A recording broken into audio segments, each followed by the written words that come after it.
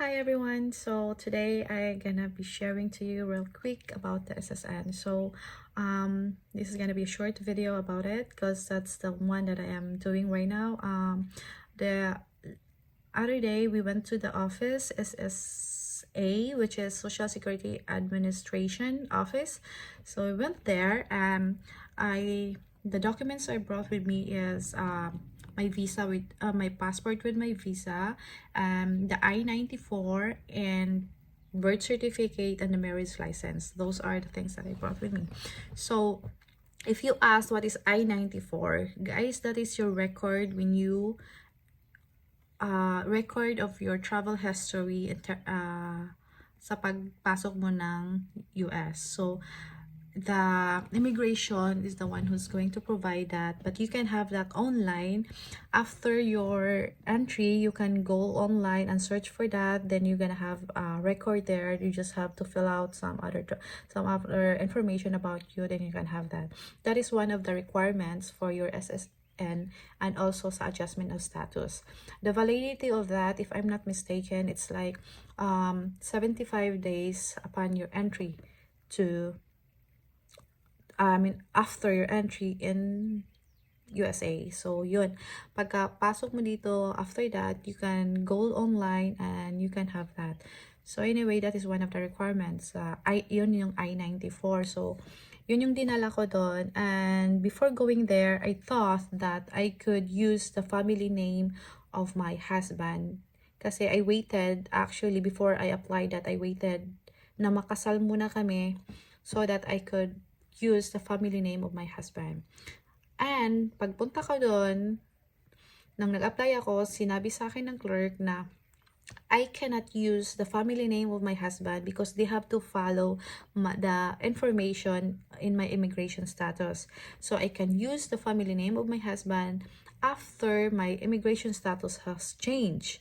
So ganun yun. So, but I am here in the state of Texas.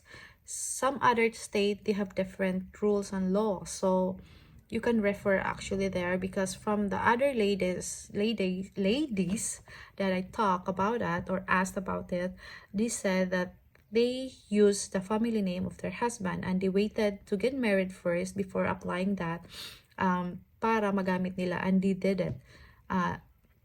Nagawa nila yon. But I just found out na hindi lahat ng state pareho ng mga ng batas. So though same country, but each state may ano sila na iba-iba sila ng mga batas. So if you're coming in the same state, which is Texas, ganun yun. You can apply your SSN after your adjustments of status or before your adjustments of status. You can do that anyway. But I advise, kung ayaw mong pabalik-balik ka doon, antayin mo na lang na ma-change yung status mo. Though there are some items na asking for your SSN number, but you can just ano doon ng NA, or anything there are question na kung may SSN ka na ba o wala pa, then you can put there wala pa or meron na.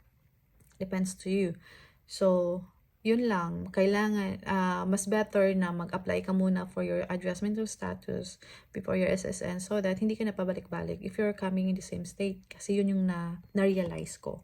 So anyway, at akala ko din yung pila na mahaba is sa Pilipinas lang. Diyos ko, dito guys, meron din yun ganun. Ang haba ng pila nila, tapos pumunta kami doon, we waited for like more than 3 hours actually para ma-accommodate. Then when I sit there to the para nung na-process na yung wala pang 5 minutes tapos na ako. But the waiting hour time is like 3 hours. Let's say 3 hours roughly. Then pagka napunta ka na doon at iyan ano nilang information mo, wala pang 5 minutes tapos ka na. Crazy, di ba? But anyway, so yun. And ano pa ba? So yun yung dalhin mo pag nag-apply ka: passport with visa, I-94, pag natapos na change na yung status mo, so yung mga documents to prove na na-change yung status mo, yun yung dalhin mo doon.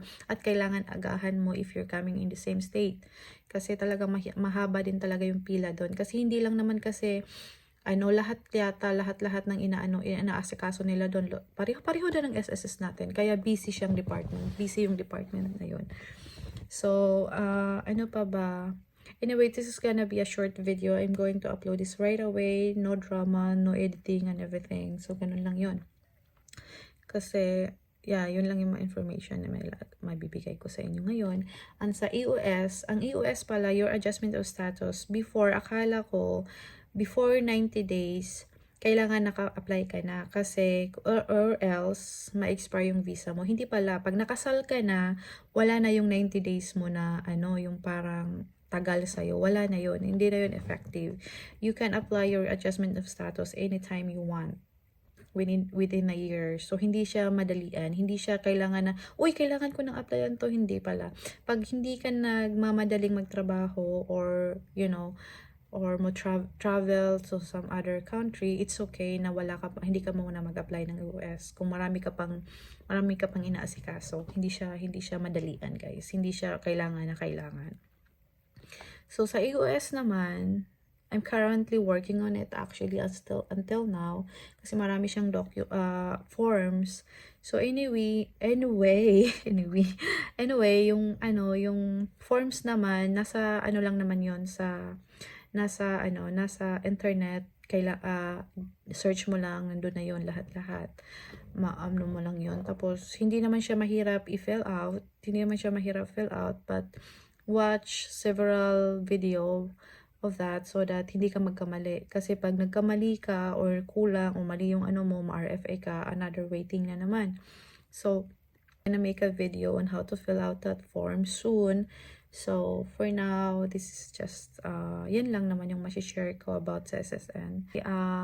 Pagkapunta ko doon, I'm gonna wait for, 14 working days para makuha ko yung card. I-mail naman nila yun sa akin dito. Walang bayad, wala. Punta ka lang doon, dali mo yung requirements mo and everything. Yun, tapos ka na.